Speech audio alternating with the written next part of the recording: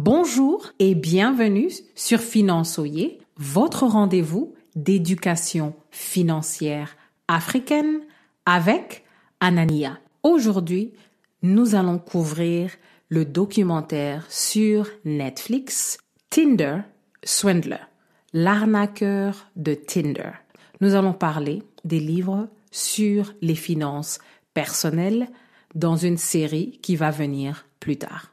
Pouvez-vous emprunter $1,5 million par amour pour quelqu'un? Restez à l'écoute pour apprendre comment protéger votre argent dans vos relations amoureuses. Le problème du jour est que beaucoup pensent que les finances et l'amour se mélangent. Mais certains actes d'amour avec vos finances sont en fait des actes avec des conséquences légales très sérieuses. Numéro 1, pensez au caractère de la personne en face de vous.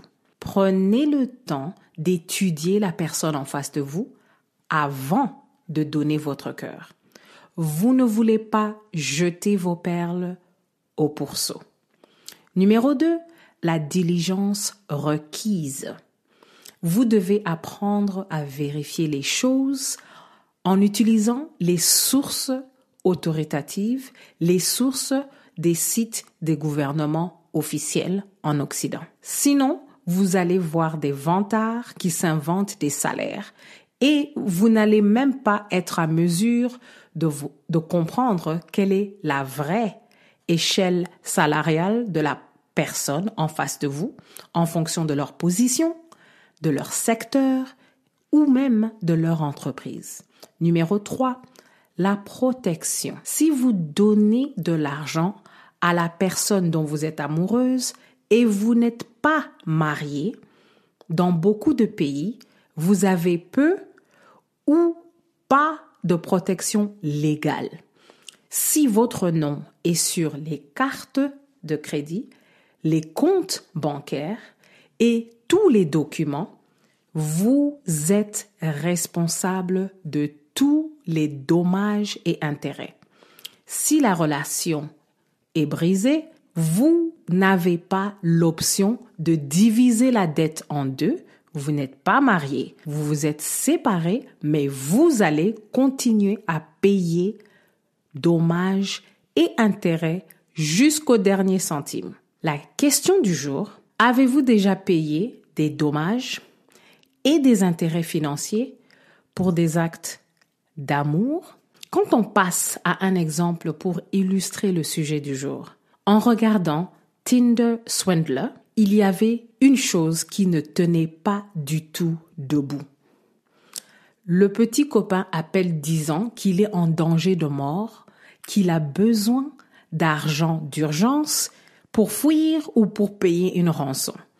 Ça n'a pas de sens. Un business aussi sensitif que le commerce de diamants a des assurances pour couvrir plusieurs éventualités. Il y a des années de cela, j'ai conseillé mon entreprise à ne pas payer une rançon qui était aux environs de 1 million parce que nous avions une situation de hacking. Dès que l'équipe d'informatique nous a dit que nous n'avions rien perdu, nous n'avions plus besoin de payer la rançon.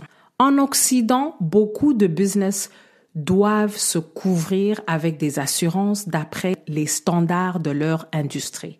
Ils ont des risques de hacking, ils ont des risques des VIP dans la compagnie qui peuvent être kidnappés. Donc, vous n'aurez jamais besoin de vous endetter pour aider votre petit chéri diamantaire pour échapper aux dangers professionnels de son industrie. L'amour ne doit pas passer outre des principes de base de l'éducation financière. L'amour ne doit pas être offert sans diligence requise.